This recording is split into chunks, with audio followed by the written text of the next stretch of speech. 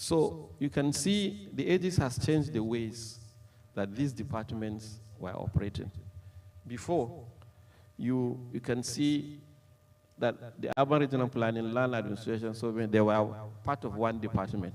Now with the coming of ages, they have to all submit their data for processing into the ages. So there's a central database. But before, each of these departments manages its own data and keep it with stuff. But with the coming of the GIS, they now submit this data, and this data is made available to everybody. This is the old system. You can see the old system of ages. Before ages, you can see how records were being kept. You can see the intelligence sheet that the surveyors were using before. You can see how they keep land records in this registry, and so on. Okay.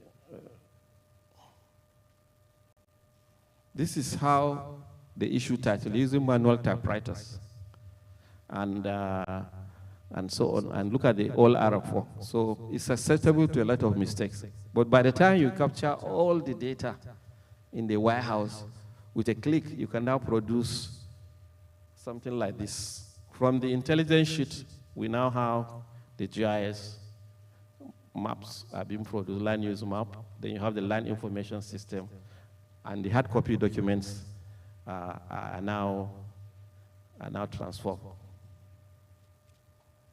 Can you imagine? The CO4 now has become just one paper. Where is it? Okay, I still have some few minutes. Okay, so you look at some of the very beautiful maps that have been produced, very beautiful, by our GIS specialists. Cartographers are producing this. So if you go to the GIS, you can access this information easily. And I believe some states also are doing something similar. And this data is being made available to people in the private sector. They come and collect maps. And then also you can see the underground cadastre fully there also. For change tracking is being done also using that technology in land administration. This is the recent image of the AG's office, and so on.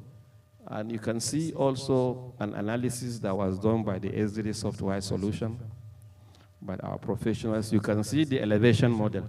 Can you see the city is now, the gradient is moving from Pape down to Gwagwalada side. And that's why the sewer lines are moving as a result of gravity.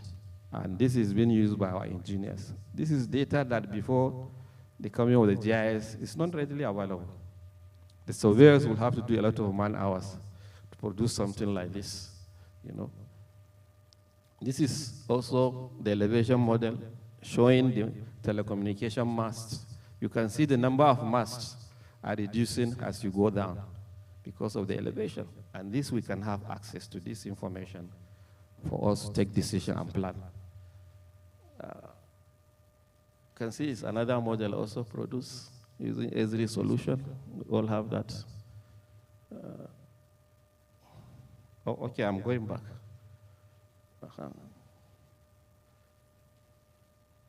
Is it going back?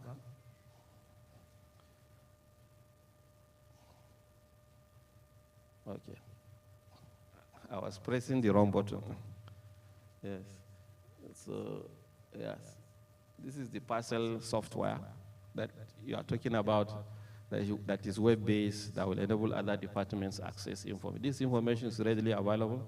This is the power of GIS, that you can select data about self-referred government houses, and you can have all of them displayed. These are the benefits that you get from GIS. And you can produce this report within a few minutes. See, this is the image. This is another tool from Hexagon that we got that can give you statistics of all the plots and information about every plot by just a click. So this is how powerful this can be. This is another analysis dashboard for monitoring. You know, all this information available. Development control, I think, is ongoing now. This is one of those. We did traffic light analysis of all the traffic lights in the city.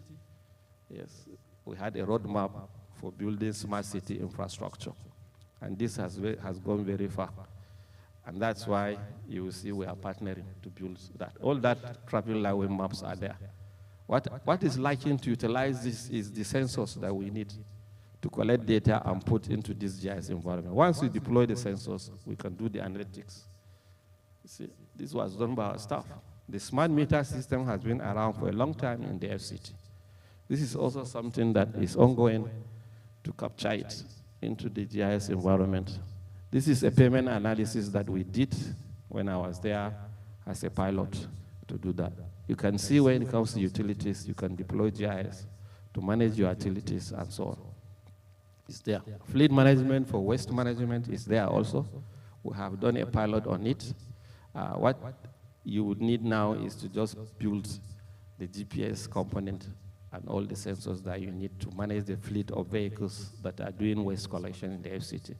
And this can change the GIS tools.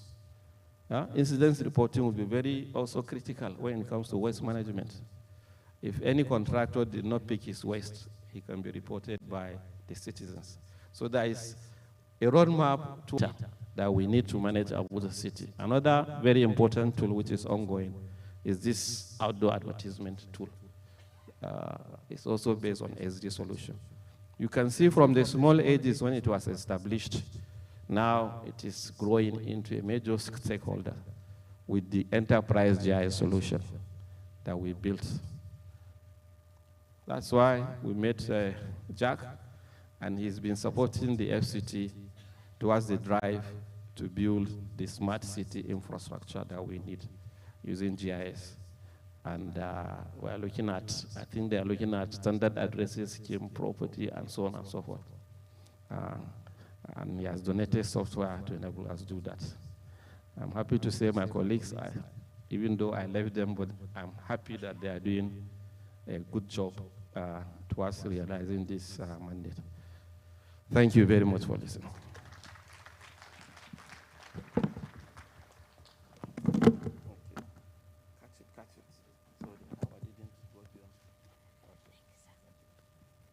Another round of applause for him, please.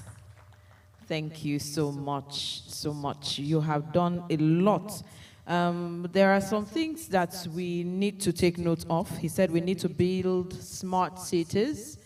We need to catch up, and we have to be committed.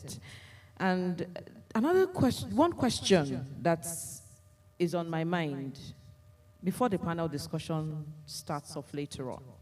With the smart city layers, which I saw displayed, which cities are we looking at? Is it just the FCT? Even if it's the FCT, you have some suburbs. Are we there too? And how are we going about it? Are we extending the hand of fellowship to other cities too? Well, that will be during the panel discussion. I'm sure you have questions, and so many questions for us to answer. If we check our time, it's already 7 minutes before 12, and we're supposed to go for tea break at 11:45.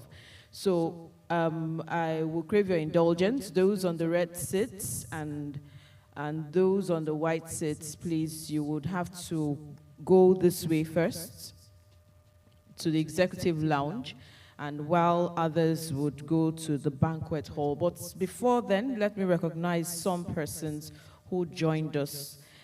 We have representing the Minister of Mines and Steel Development, Dr. Abdurazak A. Garba. Where are you, please? A round of applause for him, please. We also have Mrs. Tola Odeyemi of NIPOS. She's representing the Postmaster General of the Federation. Where are you, please? Welcome. We have someone representing the Honorable Minister of Power, Surveyor Charles Oswago. Where are you? Yeah. Oh, you're hiding somewhere. Please, can you come forward? Okay, you will have to come forward later on after the tea break. Thank you. We have Mrs. Gerald Ngozi Arukwe, representing Chairman, National Population Commission. Thank you so much for being here. Thank you. And thank you also for paying rapt attention to every presentation, the lecture, and every other thing. Someone actually whispered to me, you've been talking since, you've been announcing people's names and all that. You did not even recognize yourself. Okay. My name is Harriet Parkinson Adams from Radio Nigeria. In case you don't know which one is Radio Nigeria, Federal Radio Corporation of Nigeria. And somehow, we have joined the strike, so I'm here with you, stuck with you. Okay, then, please, it's now time for us to go on a tea break. We'll have just 15 minutes so that we can keep to time and go home in good time. Thank you. So the first 3 seats, that's the white seats and the red seats, please, we'll implore you to go this way to the banquet, the executive lounge, while others, please, you will just wait so that they could move out first. The others would actually go out through this way to the banquet hall. Thank you so much.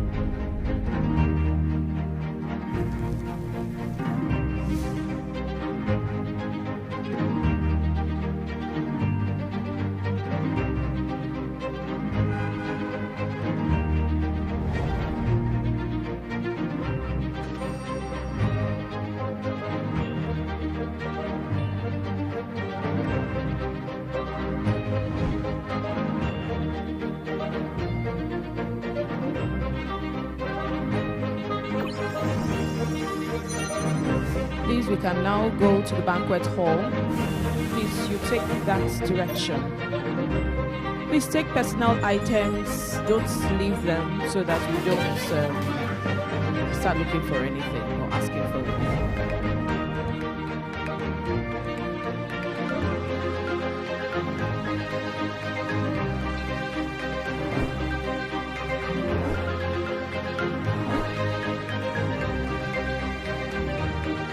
Please, I hope you have your tea break tickets. In case you do not have it, I think you should go back to where you registered so that they can give you yours so that you can have tea.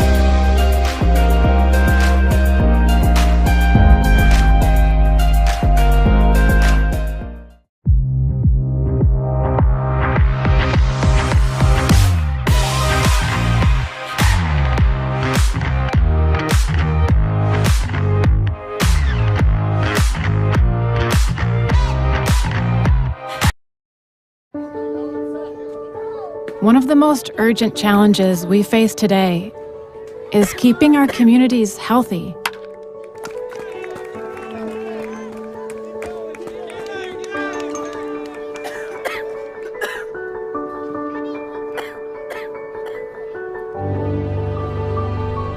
It's more critical than ever to know where equitable access is needed most.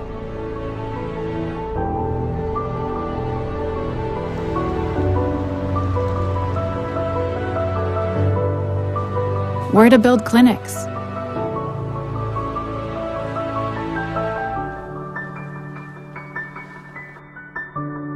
deploy doctors and supplies, or where diseases and infections are spreading. Solutions become clear when you map data with GIS.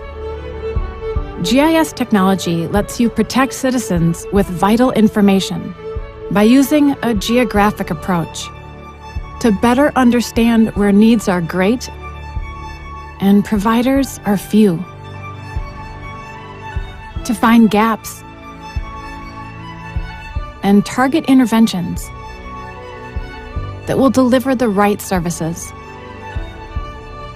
Reveal how environmental factors are impacting your community's health, or where disease will travel next. Whether you're a public health epidemiologist, a health risk analyst for a hospital system, a student, or have another role in healthcare, gaining GIS skills lets you improve outcomes and can help you create a safer, healthier, and more equitable future for everyone.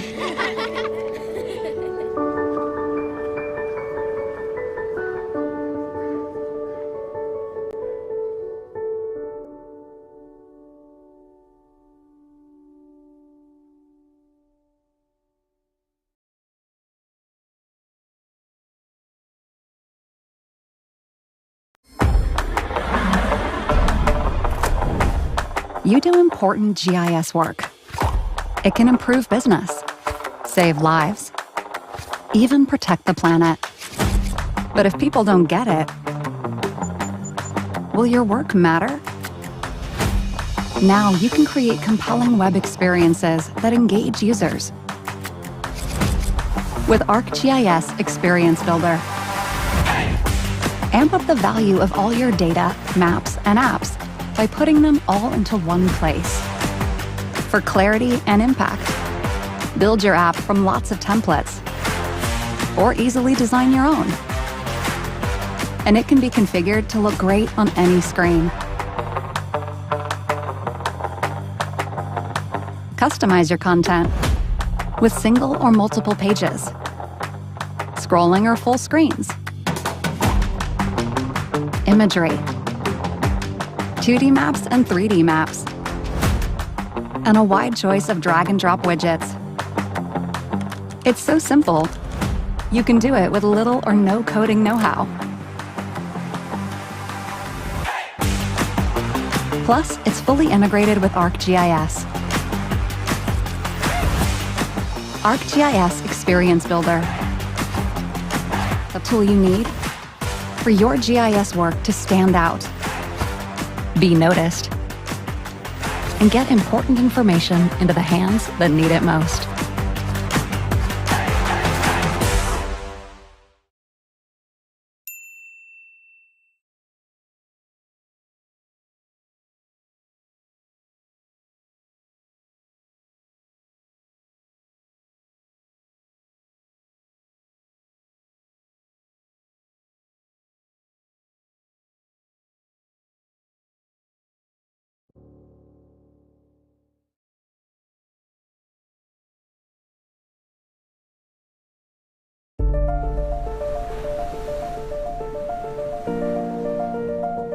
I was born and raised in Southern California.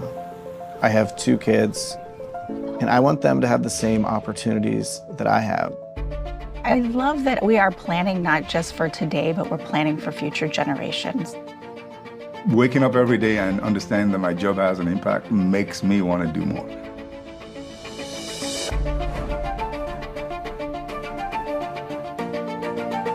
Metropolitan planning organizations such as SCAG were created to solve a void in problem solving. And that was that certain issues, air quality, transportation, housing, employment, they can't be solved at a city level or a county level. Our region is so interconnected with so many people traveling from city to county each and every day. The population density, the land use, all of those things are incredibly different amongst the 6 counties that SCAG serves. And so the unique value that we provide in the region is to think about how do we work collaboratively to solve these challenges. Without geographic context, I would say that you're not looking at the data or the conversations with a very clear lens. And so that's what the RDP does. Well, RDP, or the Regional Data Platform, is a tool that we have developed with work that we've done with Esri. The vision of the Regional Data Platform was to bring data and information together from all of our cities so that it could be shared, so that it can be used, and most importantly, it adds a dynamic nature of planning because we know that planning changes fast and information changes fast. Having a geographic information systems like the RDP allows us to be more nimble in the use of our data, to be more precise in how we make it into intelligence. What SCAG has looked to do with the RDP is to have the same amount of information available regardless of the resources of the city. There's a lot of innovation happening. I mean, our portfolio continues to expand. One major issue we have in our region is the lack of parks and vegetated opportunities around some of our low-income communities and communities of color. Being able to establish things like community gardens and parks and planting trees to reduce the heat effect of built environment are some of the programs that we've funded. We initiated a project to think about where electric vehicle charging stations should be. Not just for automobiles, but also semi-trucks that move goods across the region. Diesel toxins from fossil fuel powered trucks would be eliminated if you have more electric trucks. We created a program that allowed cities and local communities to test what different transportation solutions might be like. It might be turning a street into a walkable street. It might be adding roundabouts. So housing is one of the most critical issues that we face in Southern California. We will no longer be as vital an economy if we can't provide housing. First step is to plan for it. The next step is to actually find places to build because we're in a very built environment. That takes some science and data mining to do. All of those factors that go into thinking about where a city might want to build new houses or other types of infrastructure, that geographic data and those layers of information in context can both help look at how things are today and help people plan for the future in a more data-informed and I think an intelligent way. I'm very optimistic about the future of Southern California. We have a passionate group of leaders that are committed to making some hard decisions about how do we best move forward. The way we balance our goals, our mission and goals with the needs of the people, I think it's basically simple. It goes to having all of our activities be people-focused. And so as we think through our policies and our activities, we always want to focus on the person. How does it affect the average person?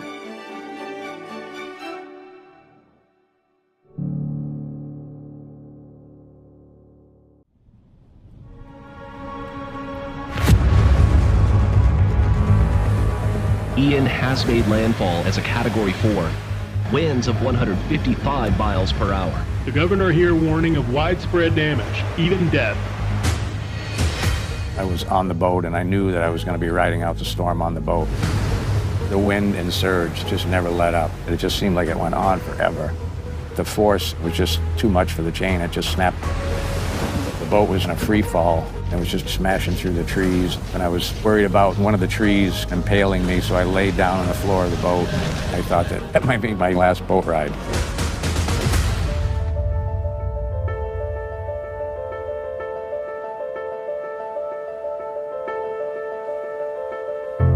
Hurricane Ian is the second deadliest storm to hit the U.S. this century. The damage from this deadly hurricane has become painfully clear. This Fort Myers Beach community left in splinters.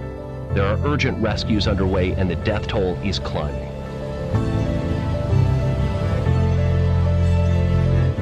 The first break of day, my VHF radio went off and said that Coast Guard helicopter was inbounds, and I looked up and I could see them out over the beach. And then I went from being absolutely petrified to being like, okay, I'm gonna be okay.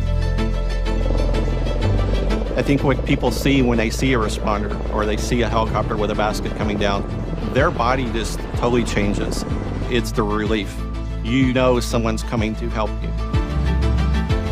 For me personally, coming into these events, I just want to be able to help people because everybody has a different way they've been affected by these disasters. I'm Justin Adams, president of CRASAR. We create maps to assist urban search and rescue teams to help find victims. CRASAR, the Center for Robotic Search and Rescue, takes different types of technology to look at responder safety first, not putting people into disaster environments. Our biggest task is aerial recon and disaster mapping. That's what the search and rescue teams use for their planning. These specific neighborhoods, that exact area where everything is as bad as it can be, is difficult to predict. And so, mapping, remote sensing, using the drones is a critical part of that search and rescue damage assessment piece.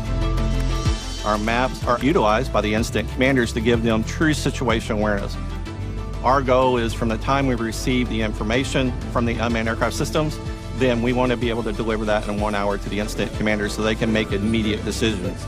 In the past, we couldn't get information that quick. It could take days.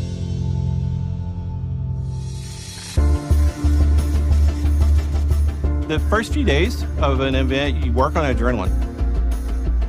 Your initial response is to save people. The first thing we do is create a map. So we send our teams out, and then we start gathering that information. You've got to figure out, is this road even here? Were these houses even here before the storm hit? Because a lot of things will change with a community. So we have to create the baseline of what the community looks like post-event. We take that information, put it in drone to map, and then with drone to map, we create what's called a mosaic. So you're able to see all those pictures, maybe 5,000 pictures, as one big picture. That information is then pulled into ArcGIS Pro. And now we can take that and upload it to ArcGIS Online. ArcGIS Online is the community that comes together. It's information that is based in the cloud, but everybody can consume it. So we're able to quickly give it to the incident commander locally, and then we can also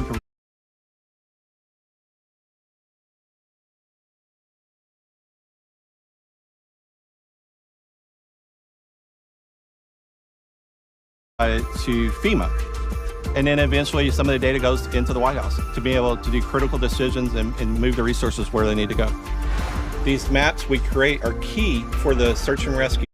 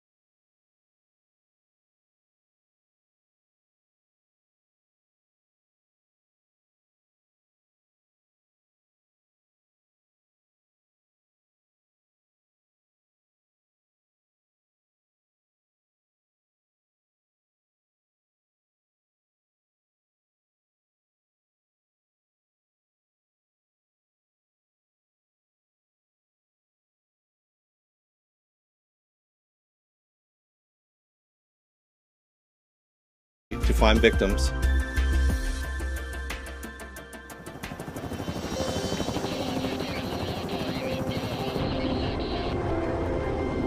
It was an unbelievable experience, one that I'd never want to go through again. The rescue workers for the Coast Guard, they were amazing.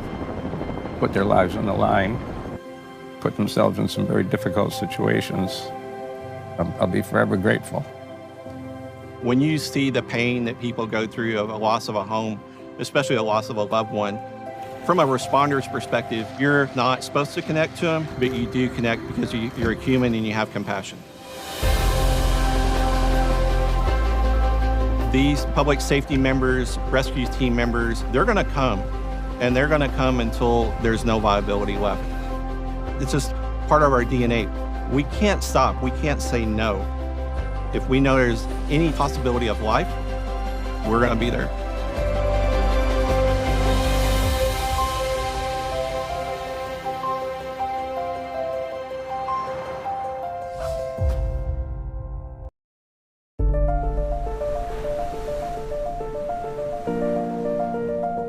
I was born and raised in Southern California. I have 2 kids, and I want them to have the same opportunities that I have. I love that we are planning not just for today, but we're planning for future generations. Waking up every day and understanding that my job has an impact makes me want to do more.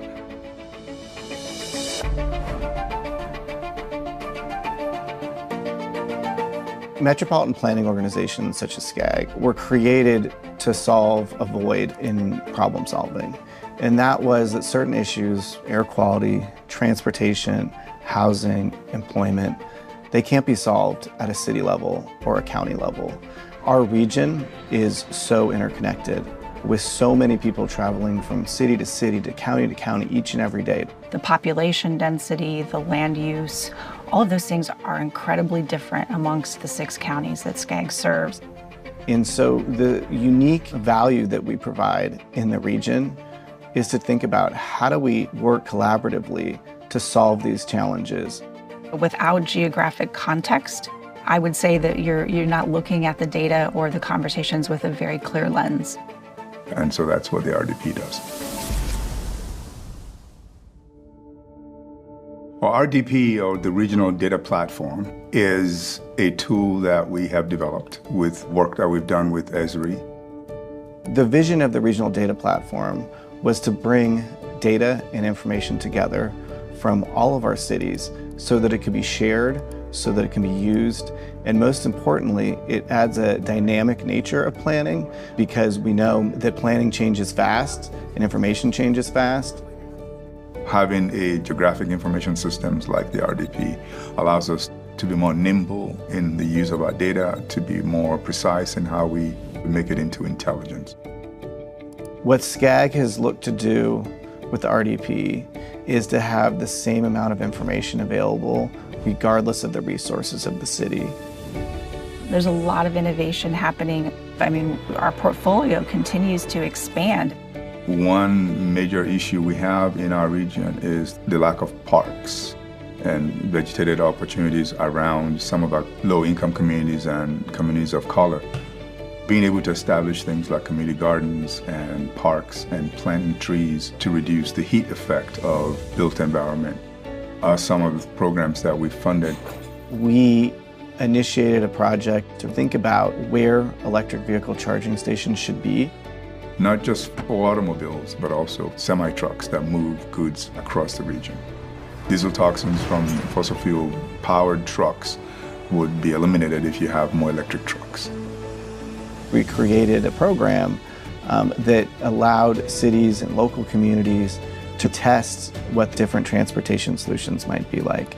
It might be turning a street into a walkable street. It might be adding roundabouts. So housing is one of the most critical issues that we face in Southern California. We will no longer be as vital an economy if we can't provide housing. First step is to plan for it. The next step is to actually find places to build because we're in a very built environment. That takes some science and data mining to do. All of those factors that go into thinking about where a city might want to build new houses or other types of infrastructure, that geographic data and those layers of information in context can both help look at how things are today and help people plan for the future in a more data-informed and I think an intelligent way. I'm very optimistic about the future of Southern California. We have a passionate group of leaders that are committed to making some hard decisions about how do we best move forward. The way we balance our goals, our mission and goals with the needs of the people, I think it's basically simple. It goes to having all of our activities be people-focused. And so as we think through our policies and our activities, we always want to focus on the person. How does it affect the average person?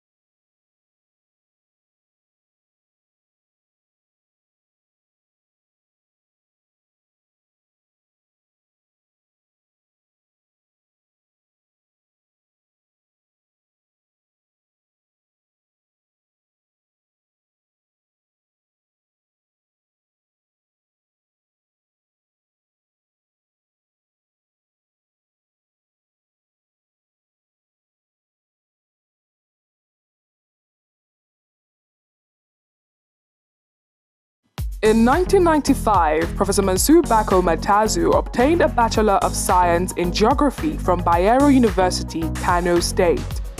In 2003, he gained a master's degree in meteorology from the Federal University of Technology, Minna, Niger State. He returned to the Federal University of Technology to earn a PhD in geography with specialization in applied meteorology. Professor Matazu joined the Nigerian Meteorological Agency (NIMET) in 2016 as Assistant General Manager for Research and Training. In 2001, Professor Matazu was appointed the DG CEO of Nigerian Meteorological Agency (NIMET). Please welcome Professor Mansur Bako Matazu.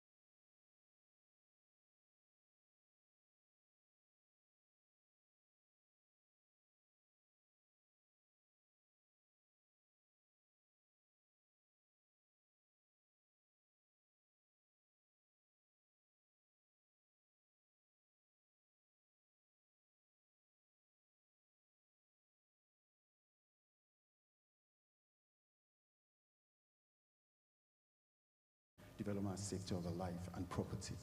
This is our mandate. This is what we do for federal government and our stakeholders, whereby we educate people, we educate stakeholders, community on the prevailing weather condition. Actually, Nigeria right now, we don't actually put meteorology as a forefront agenda. They just expect, okay, during rainy season, we have too much of rainfall, we have flood. After that session, everybody go back to sleep.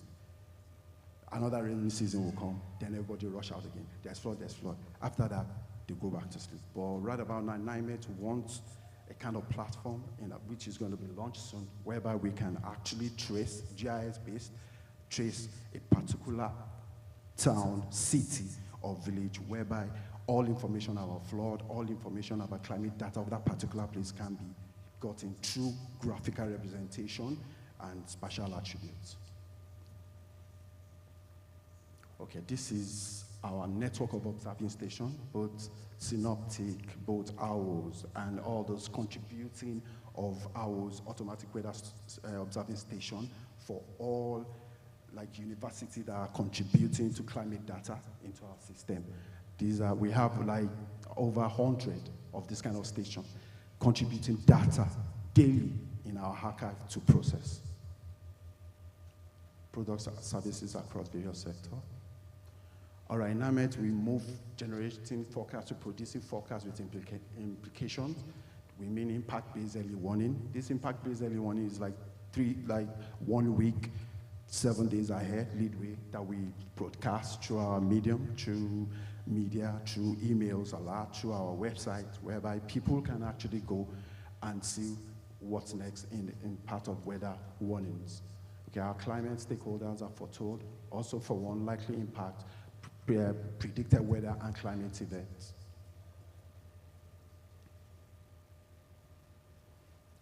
All right, in addition, terminal aerodrome forecast. This is part of aeronautics metrology. These are the TAF that we issue out to all the airlines.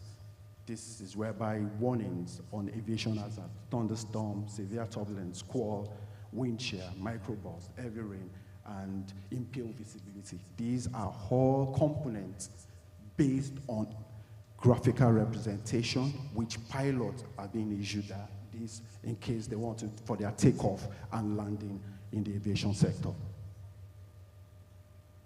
All right, educative research applications. We have so many research problems. In fact, if you're a meteorologist with NIMET, it's published to actually do research and publish, and for new invention, and to share amongst ourselves to know what next and stuff like that. Observe temperature in various forms, observe rainfall amount, solar radiation. All these things I'm labeling right now, I'm calling out right now, they have data, climatic data, whereby we can interpolate on GIS platform, maybe ArcGIS, maybe ADAS images that we now use for publications and stuff in NIMET. All right, public weather products. These are our normal bulletin that we issue out quarterly or monthly. So these are the things we issue out through our media, PR, through our website, or if you have anybody's email, we impute it to our website. So monthly, quarterly, they'll be getting this product to be aware of our public weather products. It's very, very detailed, and it's very, very, science-oriented, that everybody can pick it up and understand what we're talking about in NIMET. Seasonal climate prediction. This is an annual event every year. I think everybody's aware of this particular event we do every year. It's basically how we'll give out onset and cessation dates of rainy season for each year, length of rainy season for agriculture, in fact, aviation, and in fact, construction. So they can plan between those to do in terms of planning, in terms of planting, in terms of reaping. Annual total amount of rainfall. This is used especially for flood forecasting. If, this year, Lagos State was being projected to have over 2,178 millimeters of rainfall. So you will know that they are very prone to flooding. So amongst all that, that's what we always do. Dry spell occurrence, lead to dry season, that's August break through the southern part of the country, temperature, day and night forecast, malaria vigilance, meningitis vigilance. Okay, we also branch into marine. Okay, before I go on, the science part of NIMET, we have the weather forecasting services, applied meteorological services, the research and training, and applied meteorological products.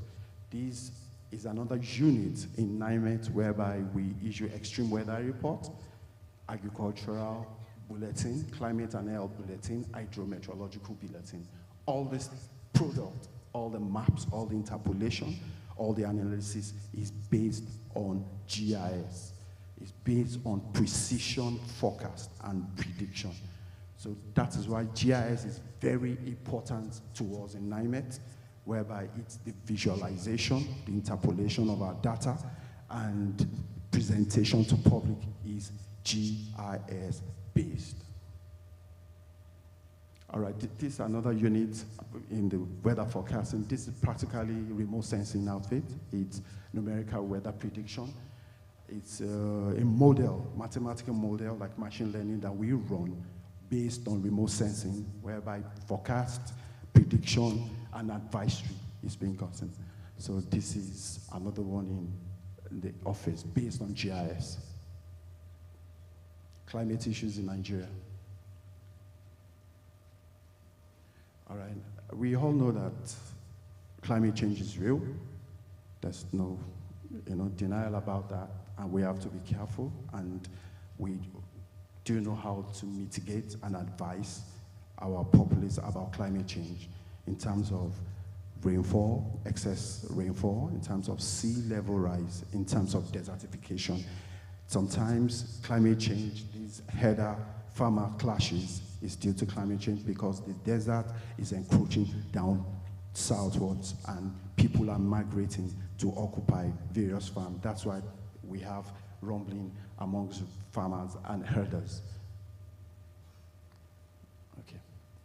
Okay, before I go. Okay, you can see the bullet for over the southern part of the country in the last decade alone, 134.2 millimeter.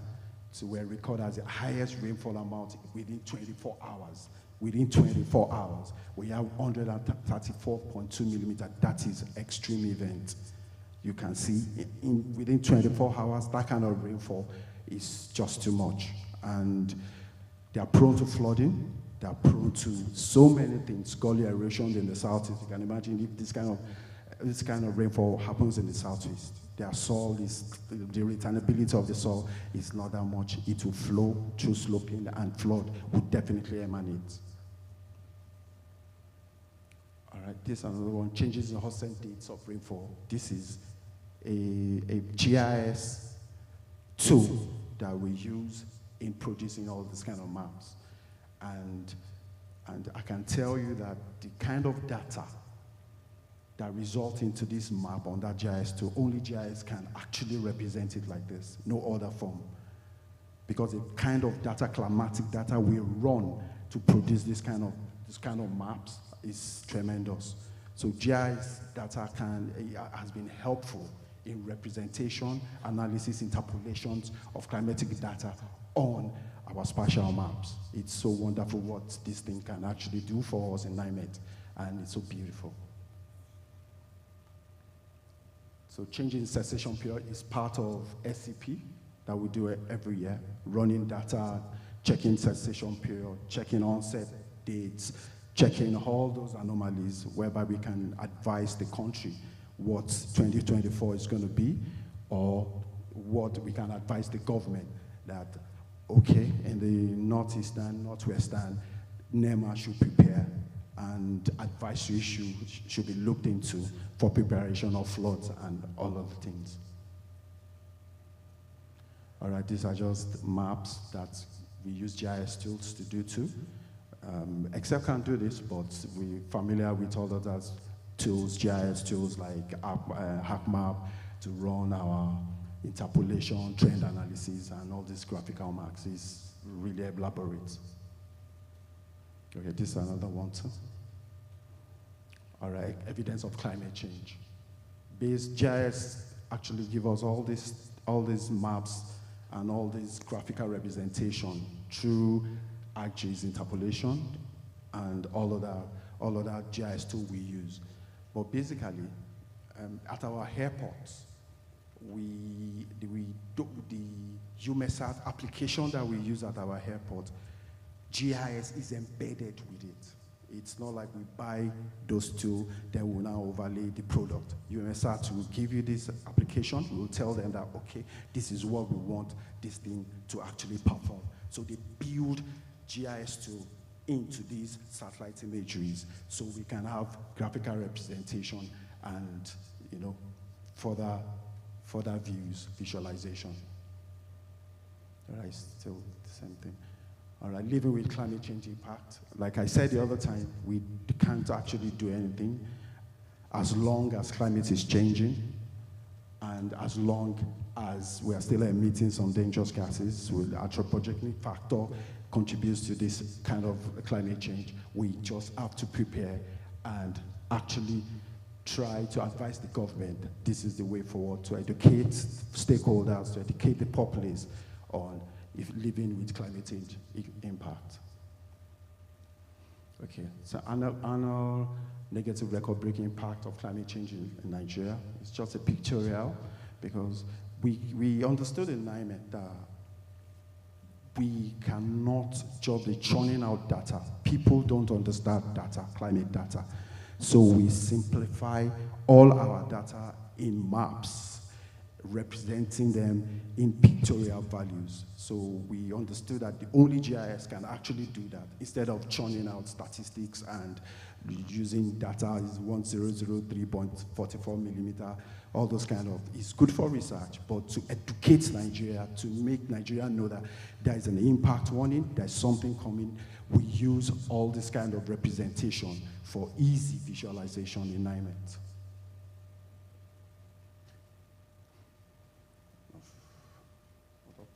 Okay, NIMET's application of GIS for climate change.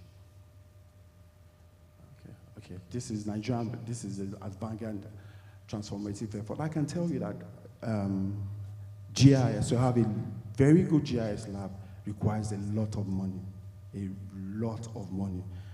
because the computer you're using, the installation of software, the training to it is really, really tremendous. So before you embark on a GIS, lab in your agencies, the budget should be robust enough to actually, do something meaningful.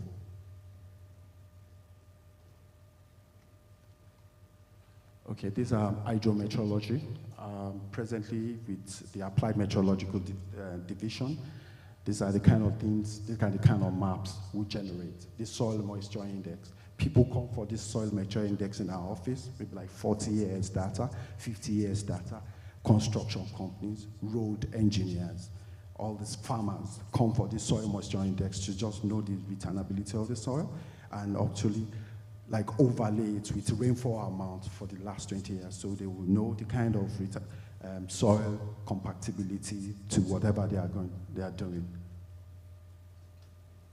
This is another one, probable flood risk map. This is basically whereby in all this map representation are done with ArcMap. This is basically whereby we overlay the rainfall amount and the standard precipitation index 3. That's the meteorological condition. This is basically from the GIS platform, ArcMap. So we normally issue this one out for every month to advise for the upcoming month for all this probable flood risk map in Nigeria. I think this is just August 2023. That's why we put it. It normally comes out from our publications. So to advise the country, send it to presidency, SGF office, commissioners of the environment around Nigeria to advise them that this is pertinent.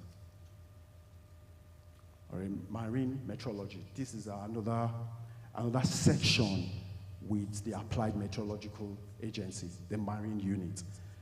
We advise based on remote sensing and climatic data, maybe sea level, sea surface temperature, the tidal value. We We try as much as possible to use their data for the littoral part of Nigeria to have an analysis, and we use it to shape oil and gas operation, marine environmental protection. Sometimes we use the bathymetric data, overlaid with all the sea surface temperature, tidal values to adequately warn the seafarers, especially fish farmers, on what is actually the condition of that coastal place. All right, map showing digital elevation of the littoral Nigerian states. We produce this for the littoral states, Bayelsa, Rivers, seafarers, and so on. There's an inundation map showing sea level rises at 1 meter. We produce this kind of maps for them too, with additional information and the attribute data. So once we print this one, we add the attribute data to it for our customers. With pay, they actually give us that's how we generate our hydro at some point. Map showing inundation zone due to 2 million is sea level rise. This is also part of it. Okay, agrometeorology. This is, I was talking about this the other time, about the agri part of NIMET, which is under the Directorate of Applied Meteorology Services. Crop yielding forecast, precision agriculture, pest disease management, and so forth. Agrometeorology. Zones. These are the basic zone agrometeorologic zones in Nigeria. This was done with ACMAP, and we keep clients when they come for researches and advisories. Okay, these are land use, land cover of 1992. We compare, and okay, real-time weather monitoring, spatial interpolation, all these things are just part of GIS, deploying GIS for disaster preparedness, simulating various weather scenarios and other potential impacts. Partnership and product dissemination, we're engaged in this. We have so many partnerships with Dangote farms, oil refineries, power sectors, and all other commercial entities. These are our roles of partnership, WMO, ICAO, HACMAD, that we gain information and our products. Okay, these are parts of our network expansion that contribute to the efficient mode of NIMET with their lateral and longitudinal coordinates. Conclusion: by leveraging GIS technology, this domain NIMET's capability in understanding, monitoring, predicting meteorological and climate phenomena, ultimately coming to more effective climate change mitigation and adaptation efforts. I think very good. Okay, conclusion. This is basically a conclusion. Okay, social media presence. You know, we have a very functional social media presence whereby all our products are advertised, all our products are being showcased to the world based on GIS. Thank you for listening. Thank you very much. Thank you. I think we can do better. And I am so sure he represented his boss well. You can do better. Thank you so much, Mr. Remo Olusegun, Chief Meteorologist, GIS Analyst, GIS Head, NIMET. Well, I can testify that NIMET is doing a lot because we make use of their services a lot. If you hear anything, weather reports, it's NIMET. If you want to fault us, you can't fault us, so it's NIMET you fault. Thank you again. Well, it's time for us to ask our questions, but before you ask your questions, there is going to be a panel. Check your program. It's a panel discussion that we have now. But before then, let me introduce some persons representing the Postmaster General Federation. We have Mrs. O. Egbeshola. Thank you so much. And we'll allow them to come in one after the other. I hope you're looking at your program. Please, let's look at it. The panel discussion is on the role of GIS in modern land administration with land administration experts. And we have Dr. Isa Ibrahim Jallo. There's a round of applause as they're coming. Okay, we have INE, MNIS, FNCA, FSNF, FICG. That's a lot. So you have a lot of questions to ask him.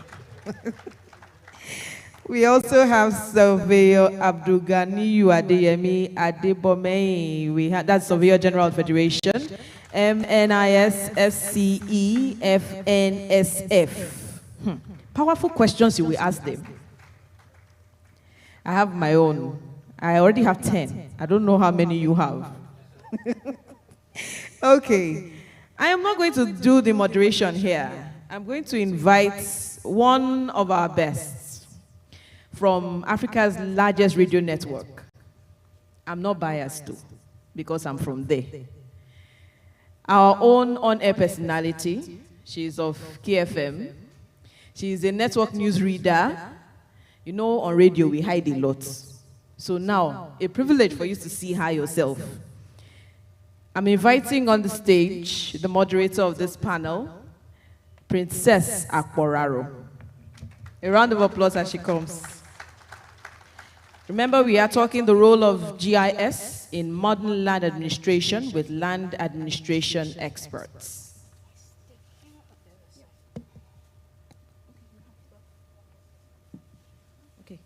Okay, we have one more person. Professor Mansour Matazu, since you're representing him, you have to come on stage. A round of applause for him, please. So that's Mr. Remo Olusegun again. Happy listening.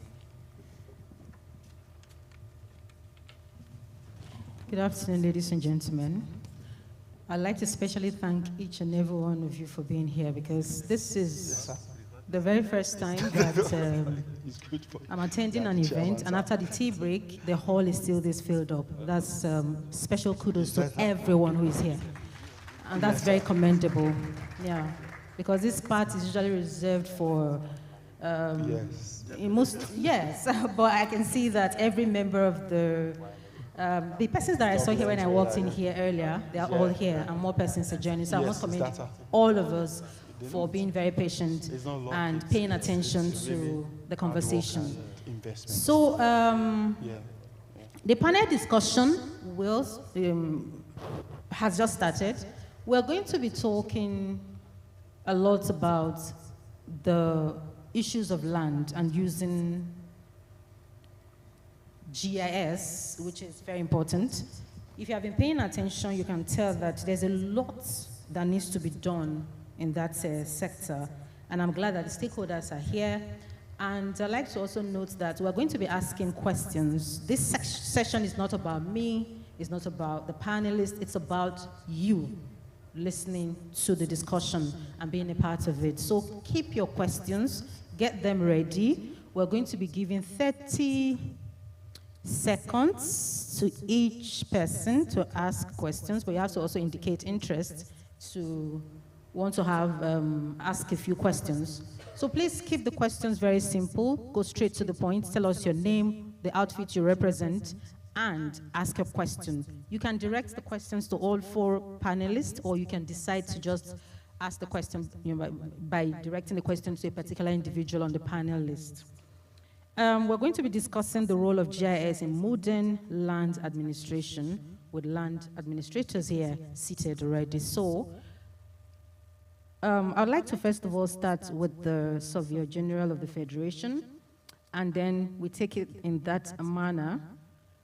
What this conversation is all about, and how far how should this conversation continue after today? What should we put in place to ensure that we don't just talk about it here on this hall and then we let it go? The things that need to be put in place for the conversation to continue after today, I want us to briefly also talk about that. So in 30 seconds, let's know why we are here for those who are just coming in, and then all that we can do to ensure that we keep the conversation going after today. We'll start with you, sir. Thank you, moderator. I want to believe that all we need to do after today is just to come up with a policy. And then after the policy, we see where we have the handshake and the ability for each and every one of us to be ready and willing to hand over that data that we claim to have. Thank you. All right, thank you, sir. Well, I'm not so much excuse me, an administrator, but an educator. But I find what we have on ground today is probably the best circumstance to make GIS beyond where it has been. It is not new in Nigeria. In any sector of Nigeria, GIS is not new. Right? There's a place called Gerin Alkali in Yobe State. They had a GIS center in the 80s, and they were looking at the certification. But as we speak, the president of this country survived 3 years of non-being funded when he was a governor. He couldn't have survived if there was no GIS.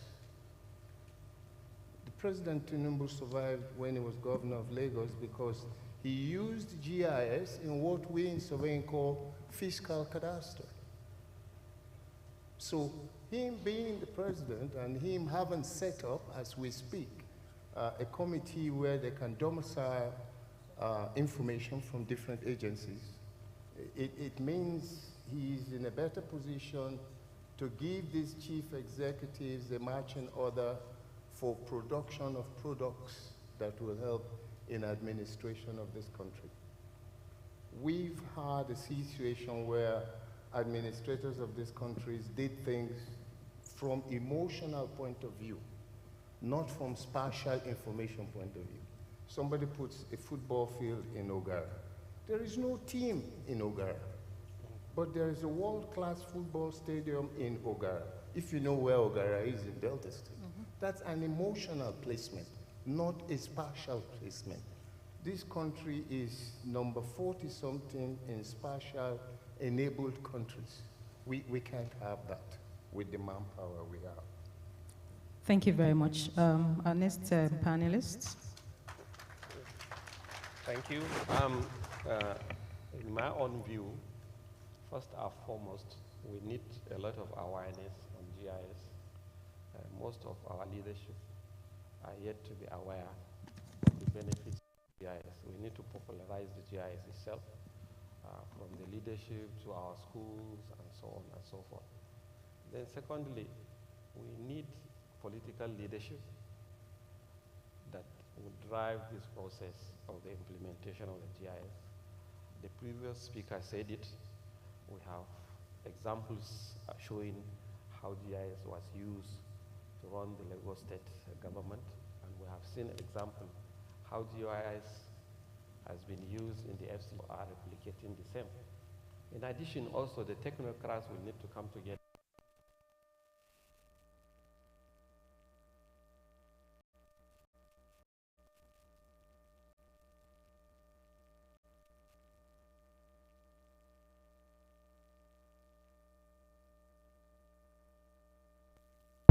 Go back on.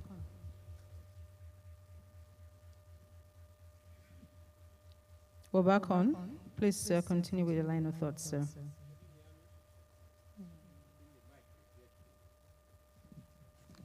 It's coming up. Okay, thank you very much. I think we need to come together, the technocrats also. We need to do a lot of collaboration. We need to synergize. The Surveyor General said you need to bring your data, so that others can also make good use of it. Yeah.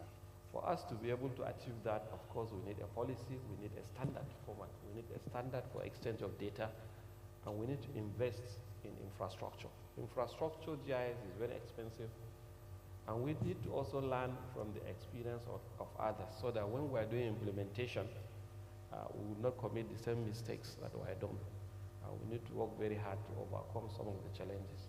But first and foremost, the political leadership has a big role to play.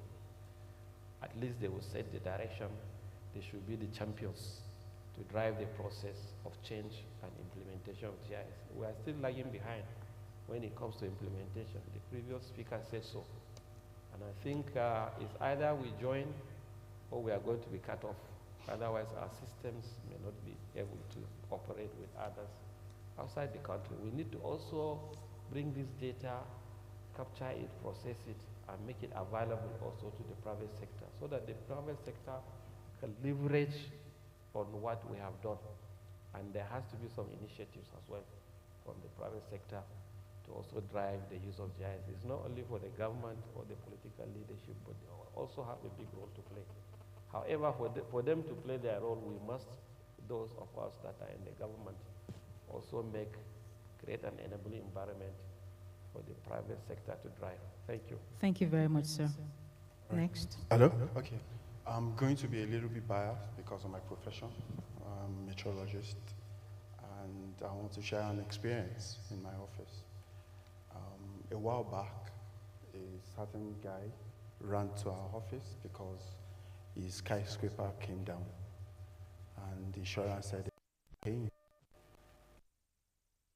the only thing he can do for him to get paid, to get compensation, is to prove that at that particular location, wind speed was more than his core, that's 30 knots.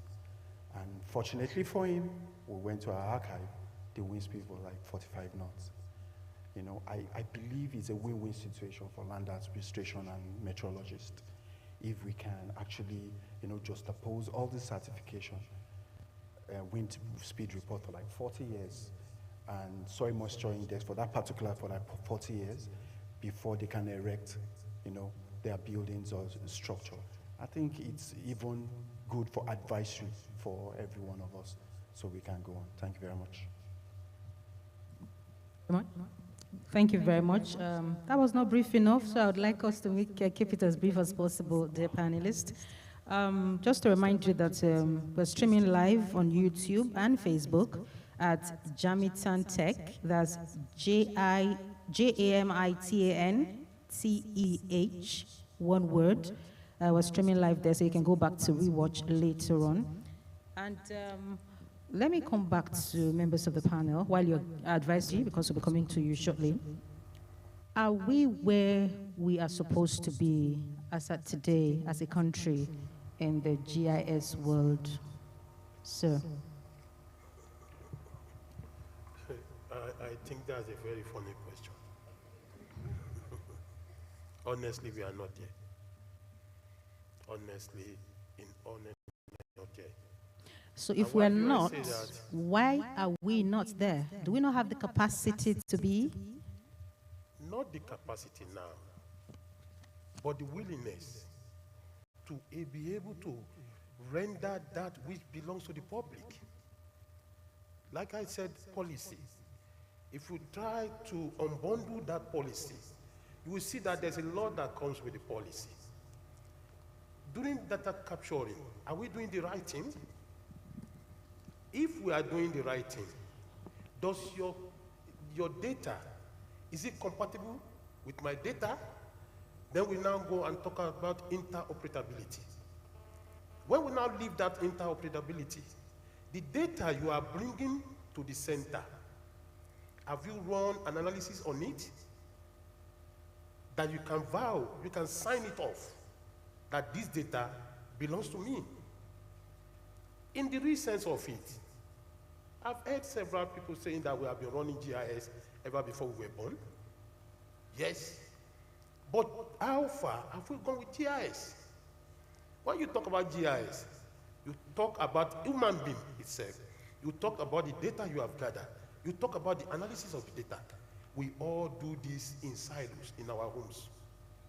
And after doing all that, we'll now put it on the shelf to start gathering dust there. Not until when we are now ready to run spatial analysis on that data and the willingness to release the data for informed decision making, we are not there at all. And that is one of the reasons why we are organizing this conference like this, so that we all know that there is need for each and every one of us, to be patriotic. It's only when I'm patriotic, that I will be ready to release my data for analysis. One of the lecturers says when you take a tour from one point to the other, before you need somebody to tell you that this is the way, you get that from Google. Have you ever thought what runs behind Google itself? The engine. And these are reasons why we are saying that there's need for us to know that it's not for anybody for now. It's looking like we have certain things that are being hoarded, certain information being hoarded from your speech. I'd like to ask the next panelist, sir. What do you think should be put in place to ensure, because we're not where we're supposed to be and we have the capacity to, what can we do to ensure that we get there? Well, like I said, we have a president now who, without him really knowing GIS to that extent, has used GIS. There are other states, like Kano State, has used GIS to generate a lot of revenue and land information. There are so many government agencies. I'm happy I heard the post office people are here. I attended a conference in Lagos when they were discussing how they want to have postal codes. And I know the health people are here with their own inoculation data. All these are federal government agencies. Now, the past administration went through an Executive Order 6. That Executive Order 6 says that all federal government agencies should share data. Now, I know there is the quality of data sometimes bug academics, and like the SGF has said, how are we sure about the quality? Don't worry about the quality. Whether the man is wearing okrika or so let's use the fact that he has something. In other words, in GIS language, we can begin to say, suppose we warehouse the metadata.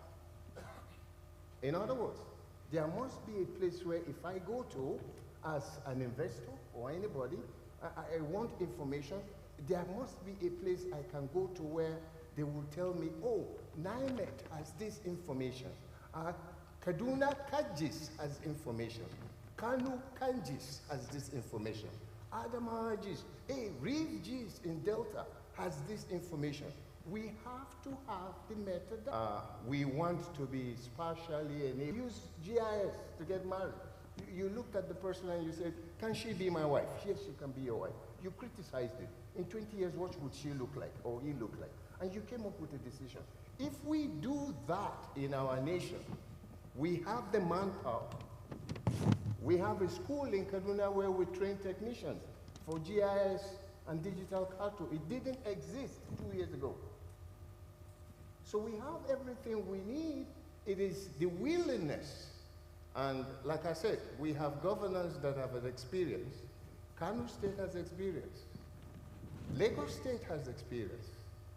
Osgov has experience in the sense that they had a department in the Ministry of Lands, and they have custody of all federal government land. So all these pockets have land. What we need to do is what I call an integrated multi-purpose cadastre. And if we know where the metadata is, which Kofoni and the likes have been preaching for years, we did this 2010. Why are we doing it in 13 years after? It's because those in the leadership did not believe. Like Joseph said, if we are all believers, then we will begin to use the information that are warehoused in different places. Ministry of Works has information on all the roads. Osgov has the maps of all the rivers. NIWA has information.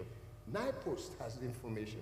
These are all government agencies. So once we integrate and we have our metadata, we will be beyond where we think we should be. It's my take. Thank you very much, Sylvia Winston. Let me come to you, Dr. Issa Ibrahim. Let's talk about land administration and the challenges we're facing today in that sector.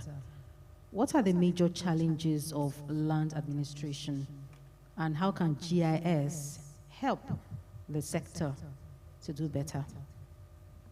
Well, if you notice in my presentation, in Abuja, before the establishment of AGIS, there are certain technical departments that are involved in land administration. First and foremost, we have the urban and regional planning. Then we also have the survey and mapping department responsible for survey. Regional planning is responsible for the planning. or the custodian of the master plan. And then we have the land department responsible for issuance and registration of title. Now, before, those departments were responsible, and each department keeps its own data and does its own process before submitting the data along the line. Now, the challenge is when you bring in GIS, the departments are finding it difficult to now process data and hand it over because they have this feeling as if we have lost everything or we are not in control. Rather, the GIS is supposed to have been an enabler. But because when the agency started, the system is being operated in a desktop environment, and during that time, the advancement in web-based GIS is not there, technology is not there to share,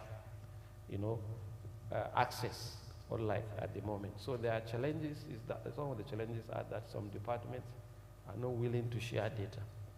They prefer to keep their data.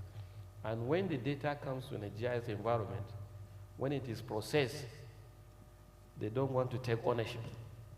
Because by the time you process the data, the output that is coming is made up of data from other departments as well. So they don't want to take ownership. And they have a feeling that this data is not our data. Because they think that the data is just White House, it belongs to this agency.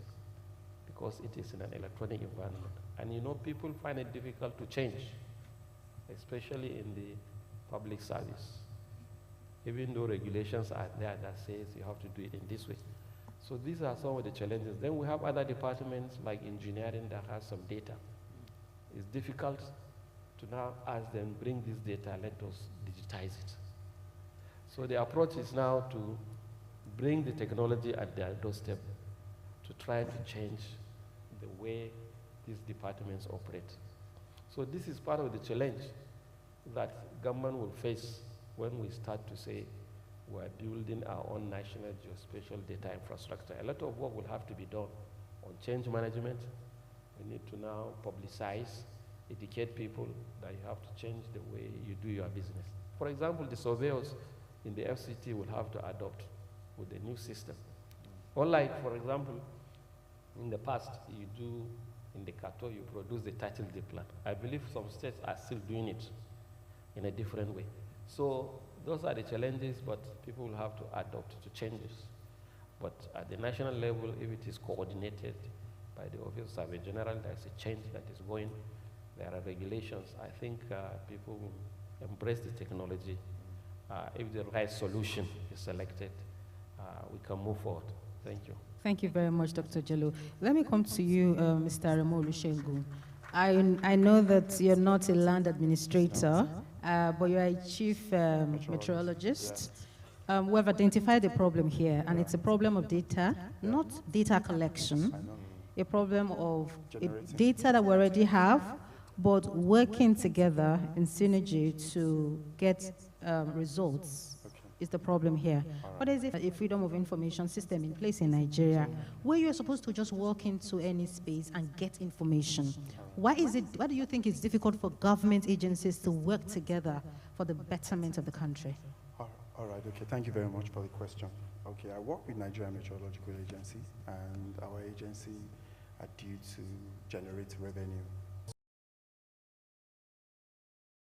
What we use in generating revenue is our data. So we find it so hard, to release our data to sister agencies or partners, because that's the source at which we generate revenue. Another thing is, we all know that even if you travel just to Ghana here, data is free. You can walk into a Ghana Meteorological Institute and collect data. But since policy act of government has embarked us to generate revenue, our executives will find it so hard to release data. But at a point in time right now, we release data now, but it will be span of few years. You cannot actually do anything with it. Yes, you can't. You can just get 6 months or 1 year. So they will release that one for you, but you can even not do any research with it. But if you want to do something with it to check actually formidable climate phenomenon, you need like 30, 40 years. But you can imagine if Dangote comes or NNPC comes to come and collect 40 years data, you know, that is a huge check. Than somebody just walking out, I want to do research, please give me 50 years. You will look at you at 50 years, you will even think that you are, you know, kind of like an agent to a big organization, like a consultant. So we find it hard to release data. I believe we can find a way around this, but unfortunately, economic reality. So you're saying economic reality and a matter of policy. Yes. A policy that is not working well apart from making money. Yeah, basically yes. Everybody is looking for money. Even government is looking for money. We cannot just churn out data for people to actually just use it and you know, this data, it's not like tomorrow it could change. Once you release data, your data is your data. So if government agencies pay for it, they have access to it? Yeah, not really even pay. You can come, we can collaborate, they can release for you, I'll not lie to you. But private entities, individuals, I'm telling you, still, you know. So if your general wants to say something about that? Yes, my sister.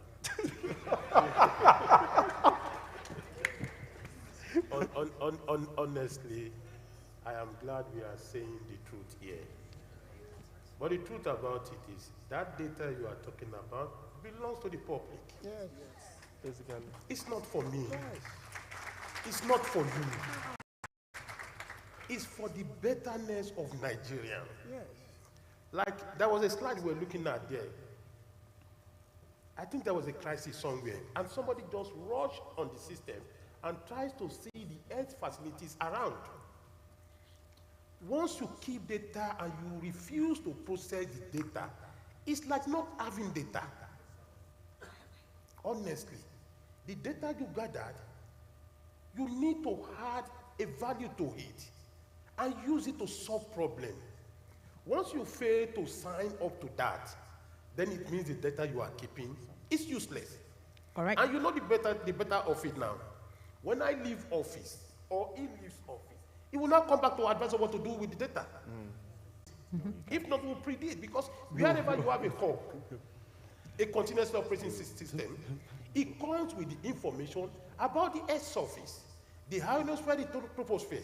You have the data coming in with it. But we have not for one day go out to go and say we want to predict data. It's not part of our mandate. Yeah. We stay with our mandate, and we share it, that mandate. But what we are saying is that data is money. That you are going to lose money. No, you are not losing anything. What we are saying is that, but for the people, Mr. It's not like we don't, because we've seen so many people come for data and they go for consulting with our data. We've seen people that collect data and come to our office to be updating their data, and their consultants to be people. You know, so at the same time, we're killing ourselves. So is there no way, Mr. Lushe, that this data can be restricted within an environment where every Nigerian government agency gets access to it and use it for developmental purpose? Yeah, but that's why I said at the earlier go that metrology is strange. It's one particular exercise, a profession. We believe that whatever you want to use our data for, we can actually analyze it for you, not giving you the raw data. Tell us what you want to use it for. And then you work with it. We'll work with it and give you the end result, not the raw data. Do they have to pay for it? You said what? Do they have to pay for it if they're government agents? No, it's government to government. We'll share. All right, thank you. So let me come to members here. I see a lot of hands up, so I'll number the hands. Number 1. Number 2, number 3, number 4, number 5, number 6, the back hand there, number 7, the next, number 8. So we have 8 people from here. 8. Okay, number 9. And then from the back, number 10. You, sir, number 10. Number 11, sir. No, there's somebody behind. Number 11, yes. Yeah, you number 12. Number 12. Number 13. Number 14. So we have 14 persons, 30 seconds each. Tell us your name, go straight to the question. Direct your question to any of the panelists. Please be specific. Thank you very much. My name is Joseph Aru, and my question is specifically to the NIMET man. And I'm perplexed that in 2023, you are still saying this. NIMET's data, we've done critical analysis, the data you collect from your core stations and the data that is derived from satellite data. And most often than not, the data you even derive from satellite data outperforms your data. And you wouldn't know this because you've kept your data in-house. So it is not open to critical assessment, it's not open to scholarly research, it's not open to nothing, and just name it. And if that is the case, then whatever you are giving out to the high net worth individuals that you are giving them is actually poor data. Okay. And you can't improve on that data unless you open it up. Can I respond to that? Is that a question? It's a comment. A comment, okay. Okay, you want to respond? Yeah. Okay. Let's do 2, 3 before you respond. All right, okay. So just note the questions that are directed to you. Number 2. Number 2, please raise your hand. All right. Okay, thank you. 30 seconds, please, your name. My name is Fijabi Obashola from Nigeria Geological Survey. I just think all of this is still a matter of policy, because as a country we need to come together and really see the need to have an infrastructure where we need to really bring together all this data. Otherwise, we'll go nowhere. Thank you. So let's move to number 3. Who's number 3? Yes, you. You're 4. Well, no, that's 3. Yes, go ahead. Okay, good afternoon, everyone. My name is Adebayo Latiboso from National Population Commission. So I think, having listened to the panelists, I feel the major issue it surrounds, we want to stay relevant, we want to make money, and also want to help Nigerians. So I think that's where the gap really lies. And I think we should look into, how about looking into policies that would, first of all, think about the data format? Because one thing we understand about the GIS data is, once I give you my spatial data in data format, automatically you own it. And you could use it for various purposes, knowing fully well that Nigerians are very dubious. Like, I'm sure speaking from experience, so it thinks, oh, when I give out this data set, you could always use it. Well, I'm thinking, why not have like a medium where we could contribute into the GIS industry to have data transmitted in a specific format where I can use it, but I can't own it because I can't download it. I can use it, at the same time Nigerians as well can use it, thereby trying to help Nigerians. And as well, as a commission or as an organization, you could use it as well and make revenue for the nation. So I think that gap is what we'll need to look into. Thank you. Thank you very much. Number 4? Who's number 4? All right. Please, 30 seconds. I'm Herman Ezekiel, my name, Osgov. I think I'm going alongside with my brother here. I think there's a spatial data infrastructure in place that all data will be sent to, that if you need any information, you can get it from there. From there, you can get some cash from it, likewise, government. So it's the public domain that can generate fund for, but it's a win-win structure per se. So if our brother there can work alongside with it, I think it will be helpful to the society. Thank you very much. Number 5. 5 is here.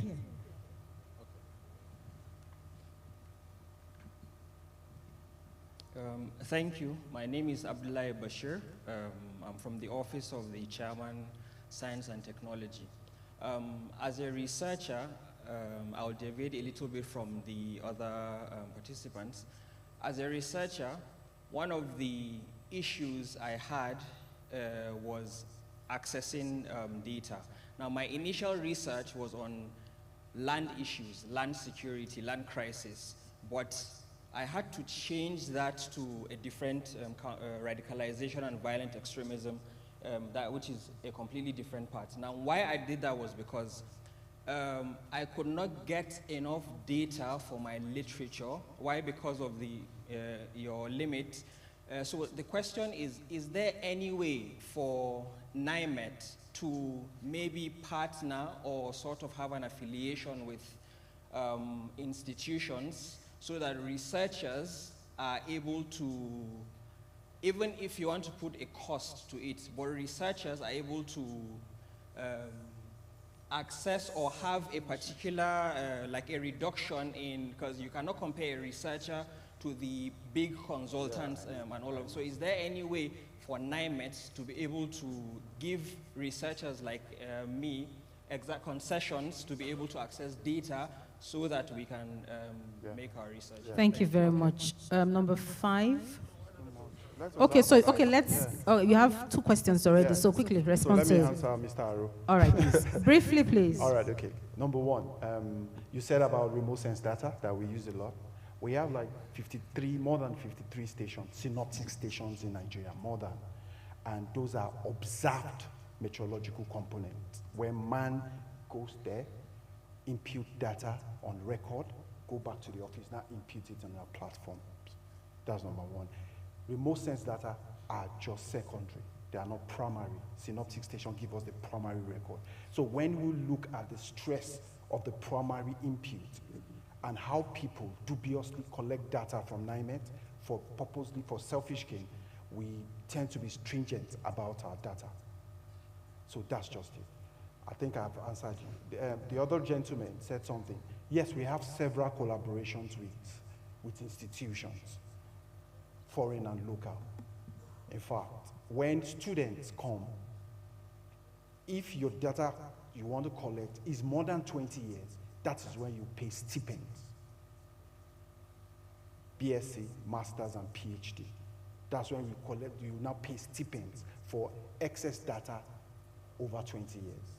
Because we understand that before you analyze for climate change or climate series, you need 20 to 30 years or 40 years of data. We have several, OAU, Abuja, everywhere. We even mounted our automatic weather observing stations in those institutions.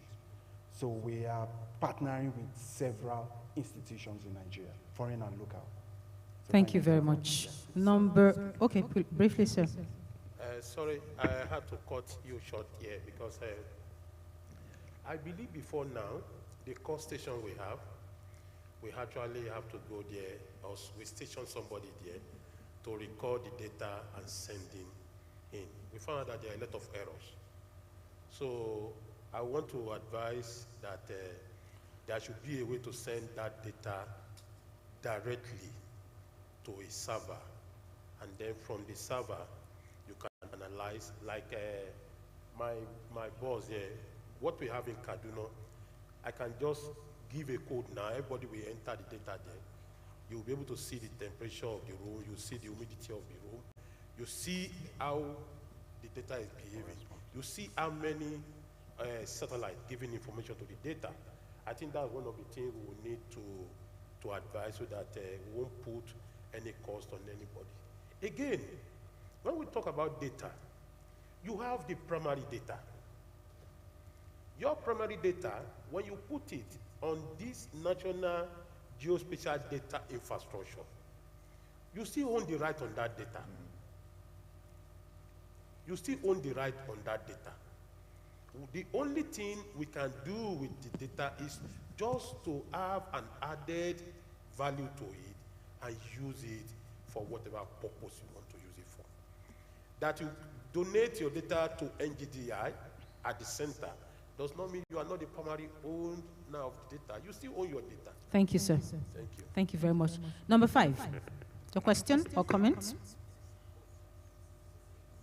Number 6, yes. Who's number 6? Okay, that's number 6. Yes, so if you know that your question has been answered or somebody has made a comment that you wanted to make, please let's save some time. Quickly, sir, your name and... My name is Semiwa Inde. I'm from Office of the Surveyor General of the Federation. Yeah, I just want to call our attention to one of the key components of defining GIS, and that is data sharing. If we archive a data and it is not shared, we have not achieved or completely achieved GIS. And I want to draw our attention to a maxim that the more stringent your conditions are, the more criminals you build. It's a good example of virus and antivirus. No matter if you build an antivirus, the next virus is better than the antivirus we have just created.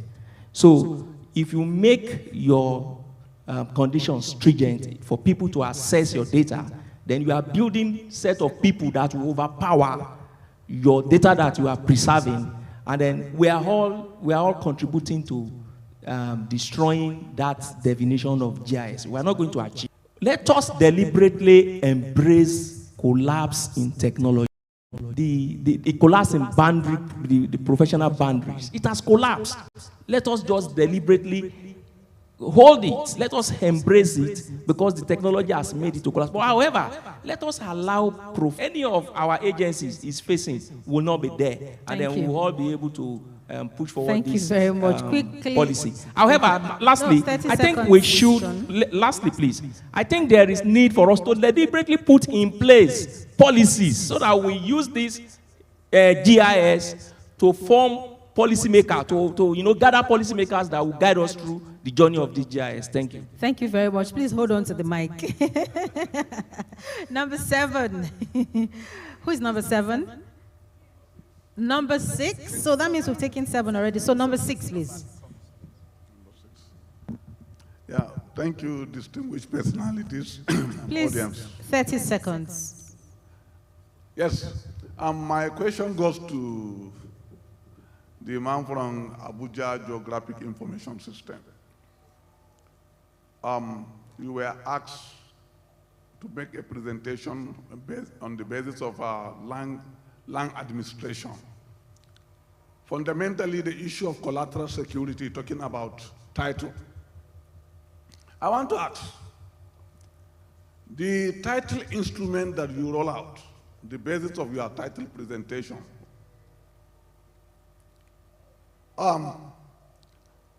how secured it is?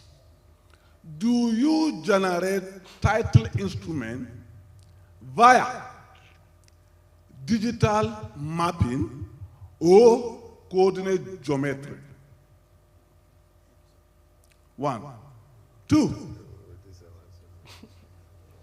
do you deploy the topology of GIS, that is the point, line, and symbol, point, line, polygon approach, on the basis of digital information extracted or on the basis of digital information as fixed on ground and acquired?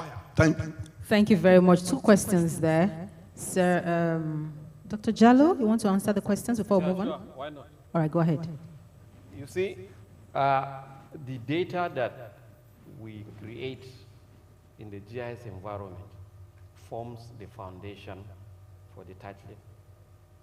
And you see, before the digitization, titles were issued. And that's why individuals were asked to come and recertify. Now, before the recertification, the original base map containing the survey data, coordinate information, was geocoded and referenced in a digital environment. And then people with title, all title, were asked to come with your original title to be issued a new digital certificate. The certificate is not different from the old hard copy certificate. Rather, it's the same coordinate information, the title deed plan that was on the old certificate is the same thing that was now converted into a digital environment, georeference. Sometimes we even detected errors in the manual system. And then we had to also send surveyors to go back to the field to make corrections. And then we implement. But rather, the CFO has been compressed into one single paper, front and back. And then the instruments are secured. Secured in the sense that if you have a title with us, you can come and do legal search, and we can query the database, including scanned copy of all records of the physical files. If not because of the land information system, it will be difficult to be searching your record in the land registry physically. But that physical record has now been converted into a digital environment, into a document management system. In fact, when there are court cases, conflicts, we can always generate the hard copy from the digital environment. And so the titles are even more secure. In fact, banks prefer the Abuja title than any other title has security now. Thank you very much, somebody sir. called me and said it should help them. So that's it. That's the benefit we get. Does that answer your question? All right. Number 8. Who is number 8? What's your... Okay. All right, go ahead. My name is Sylvia Okafor Chibuzomiri Rose. My question goes to the NIMET person. When you are giving your lecture, you talk about the sea rise and sea surface temperature in mitigating over climate change. How do you go about it? And the second question goes to Sylvia Ayeni Winston. Is there any policy in place to solve land dispute using GIS? Thank you. Yeah, that's true. Number 9. Good afternoon. My name is Yusuf Arolambu. I think at events like this, we gather to talk about the problem. We should always leave it with the solution. And the problem we are discussing, especially when it comes to NIMED and other agencies that are not in the front now, sharing data, is our fear to the masters we report to over the revenue we generate. And one of the best ways we could generate such data is for us to create mobile app or web app in such a way that the data we have, whoever has visited our site, just like Google Earth Pro and the Google Earth we visit today, we think we just view those buildings and the Earth. Money goes back to the provider. The money you use in buying your data, part of it goes to them, part goes to the service provider. If we can adapt that as government agencies, we will not even bother who brings Naira and Kobo to us. The moment you visit our website or our mobile app, we get that revenue. Instead of us keeping data, the people that need it don't even know we exist. But the moment they view it on the web without coming to us, all we need to do is to have an agreement with mobile service provider and we get our money. The moment we come together, the moment we are ready to solve that problem. Thank you very much. Thank you very much for your comment. Number 10. I think we're done with this. Okay, number 10, please. We have number 10 there. Was he numbered? Who was numbered? Who's number 10? Okay. All right. Thank you very much. Savio A.A. Sanusi from FCDA. My questions goes to the former CEO Aegis. I want to ask specifically, though the first question was asked by my Surveyor General of Adamawa State, the issue of security. The reason is you see a situation whereby a document will be deleted in the database and it will be said it cannot be traced. I don't know, how do you rectify this problem? And two, the issue of ethics. If you manage data, you are not the owner of the data. You've been given data, you are a manager. So the issue of ethics is, I don't know, who signed site plan for Aegis? Is he a surveyor? Is he entitled to sign? Who signed a survey plan? I don't know whether the CFO will also respond. And the issue of accuracy. The issue of accuracy requires, when you print a survey plan or site plan, you see a scale whereby it's not recommended anywhere in the world. But you see some scales that are not recommended. So I don't know whether these issues have been seen, and we don't know what you are doing on this. Thank you very much. Thank you. Before you answer that question, sir, Professor Winston, a question was directed at you by, yes, can you please briefly answer that, sir? Well, the lady asked if there was a policy for land administration in Nigeria. Well, there's really no policy. But there's an act which is what is used fundamentally in Nigeria today, which is the Land Use Act. That act is supposed to say that land belongs to government in every state and is held by the governor for the state. It is a law that was made from a wrong notion, and I want to say this clearly, that nobody in the north owned land. That's the biggest lie that Nigeria got. Just as there was Jaja of Okobo, there was El Kanemi country, empire. So people owned land. The biggest problem in land in Nigeria is not in Ogoni land. It was in Talata Mapara, in Maradun, where they killed so many farmers because of the Bacolori Dam. Now, that misnomer is what was inherited by those that wrote the Land Use Act to say nobody should own land. It was supposed to help this nation. And I've been around other nations where they say they wish they had the Land Use Act because it gives government the free hand to really develop infrastructure, especially by just, if you pay an equitable compensation, you can do things which you can't easily do in America or some other Western countries. So to that effect, you may say there is no policy, but the Land Use Act is good enough for us to administer land in this country. The problem, of course, is that often the administrators are not in custody of information that exists. Again, because people are keeping information to their heart.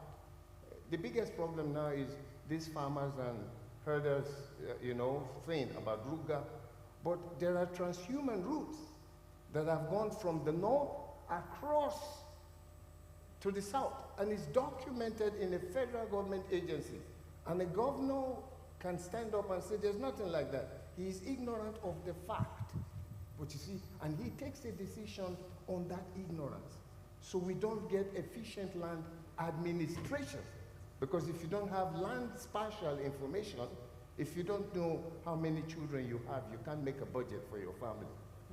So if the governor doesn't know what exists in his state, he can't administer the state efficiently. And that is part of our problem.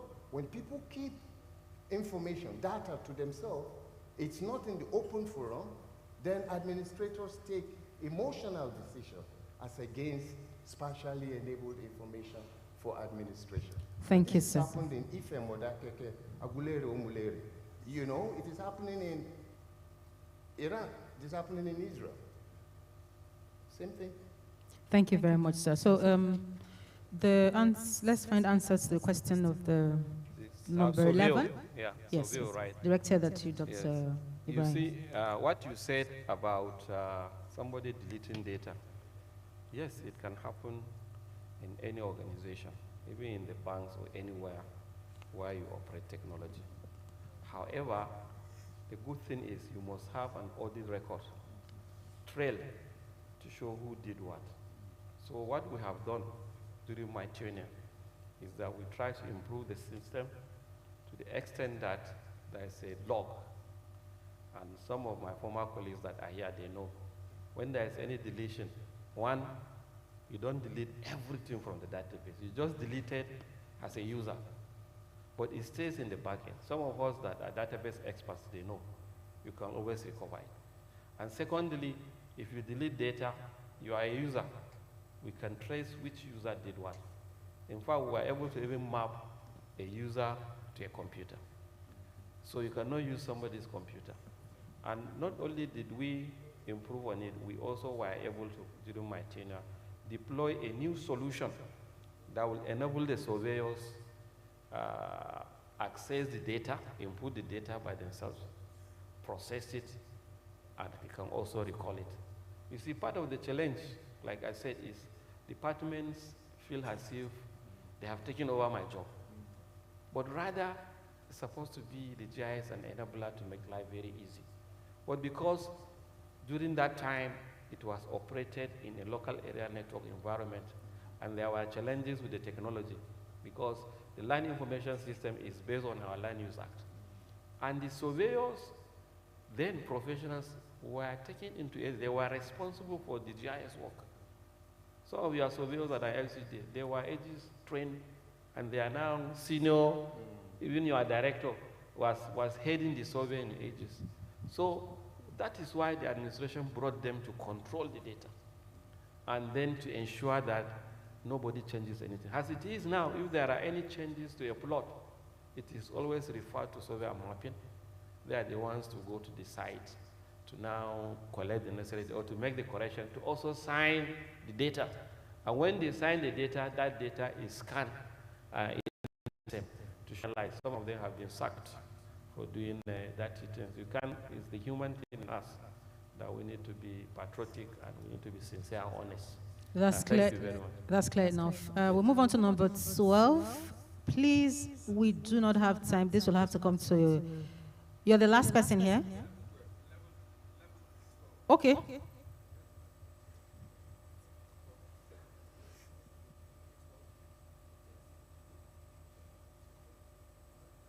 Can you please hold on to the mic for him? Yeah. Don't worry. Thank you. My name is Sobio Garbadalamijan, FNIS.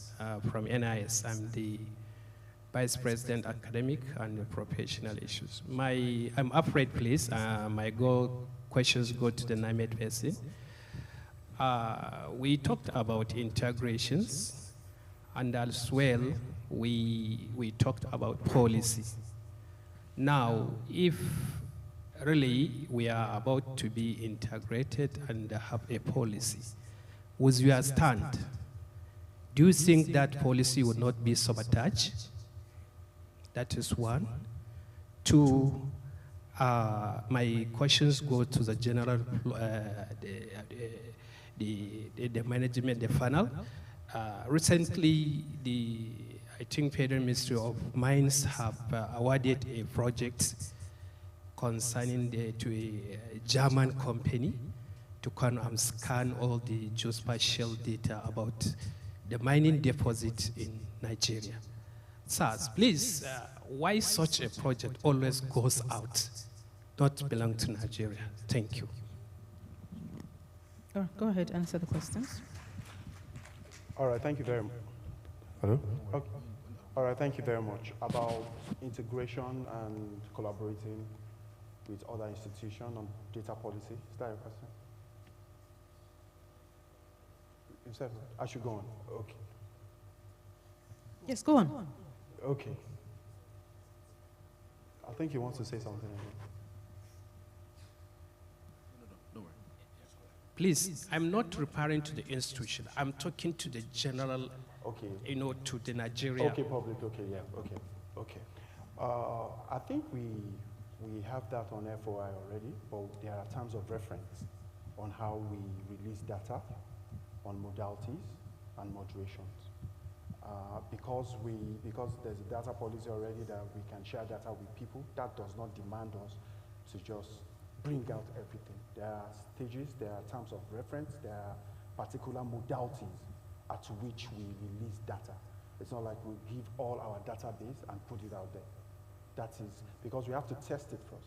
If it's working for us, then we can go ahead step by step. Thank you very much. Number 12. Please, briefly.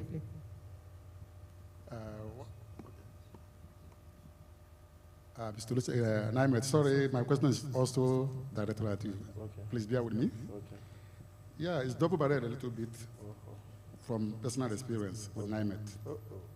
First, I observe, I thought Naimet has a station somewhere around the River Niger Bridge in Onitsha, but I didn't see it in your presentation, I don't know. Okay.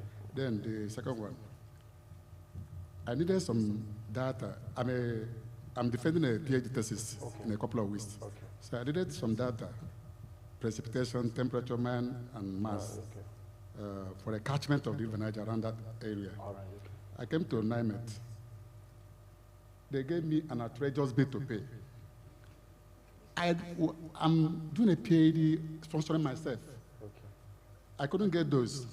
And you see, one of the problems we have is that when you make formal way of getting things very expensive, people are pushed to look for informal ways to get the same thing. I didn't do that, by the way. I went to NISA. Hydrological Services Agency. I needed, because it's a 40-year something. Yeah, climate and all that.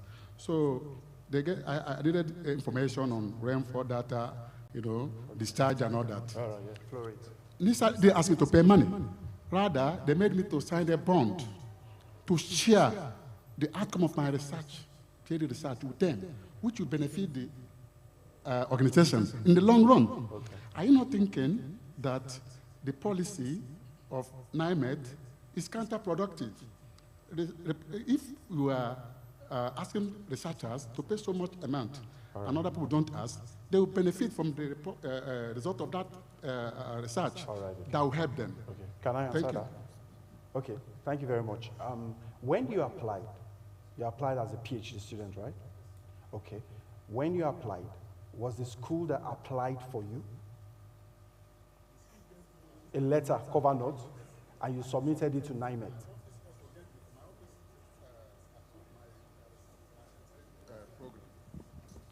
Okay, I represent I came from Office of the Surveyor General, but I'm Minister of, I'm representing the Honorable Minister of Power, where I'm presently. Okay. All right, okay. What I would say that there is always a consideration for scholars. And if it's not too late, maybe you should, hello? If it's not too late, maybe you should apply again, then copy me. Okay, so, wait. So how did you now get your, your rainfall, your sea surface, all those? Okay, all right, okay. There's nothing I can do about it. Question answered. Number 13. Please, we have less than 5 minutes to end this session. So let's be very fast. Please be very brief, sir. My name is Surveyor Furebi Akene. My question per se or comment per se go to more of NIMET, but it embraces several other persons.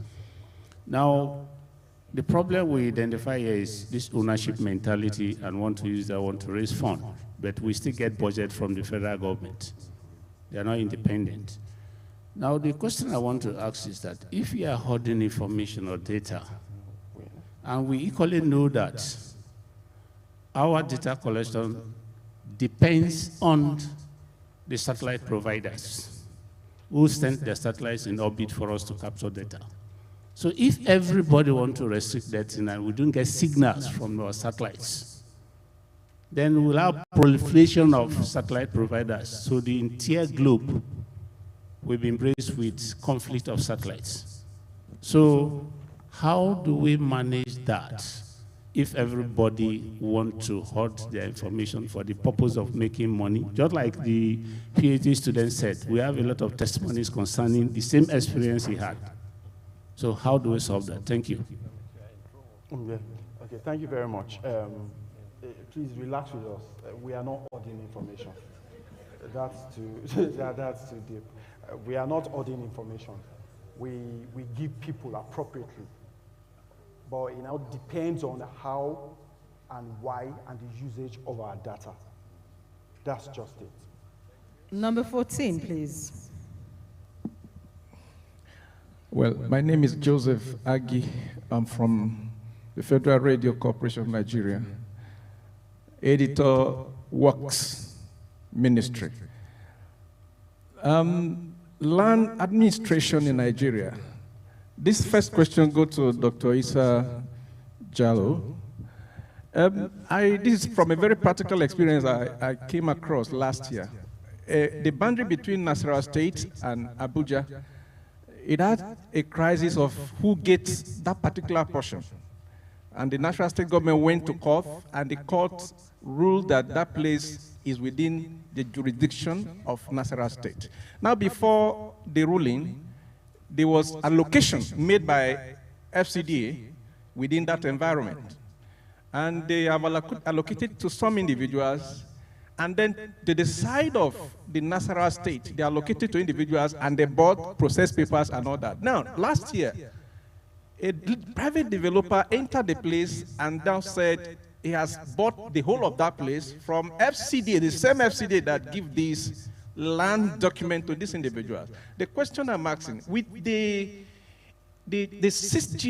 geographic information system available in Abuja for this long time, 2014 now, I have been wondering, when you presented your paper earlier on the mapping and surveying system, and somebody at this point is coming to displace people who have already processed paper from FCDA, the issue is still in court. They have gone to court under Nasarawa because most part of that portion belongs to Nasarawa State. They have gone to court. The court ruled in favor of the people that owns the land. They have the guy, because he has a lot of money, a private developer has a lot of money, he has already appealed.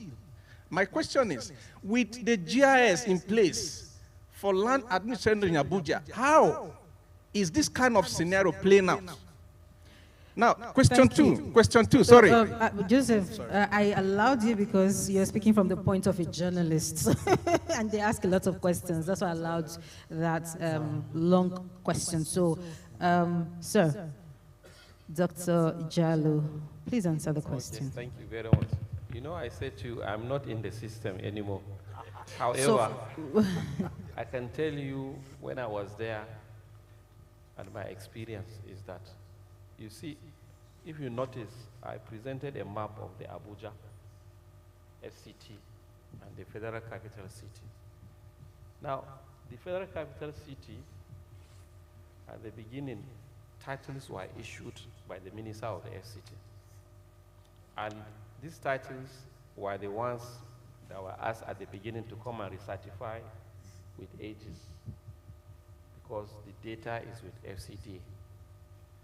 Now, along the line, I know the area councils outside the FCC boundary, which I believe is one of those area councils that is at the boundary of the Nasarawa, were allowed to issue paper.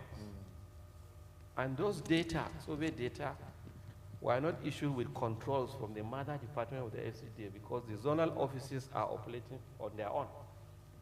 And titles were issued by the area councils. But during Erufai administration, I think they stopped them from issuing titles because by law, the FCT territory belongs to federal government, and the governor is Mr. President, who delegated his power to the FCT minister. So no any other, we don't have customary title in the FCT. And the Supreme Court ruled against the area councils, and they were stopped. However, there were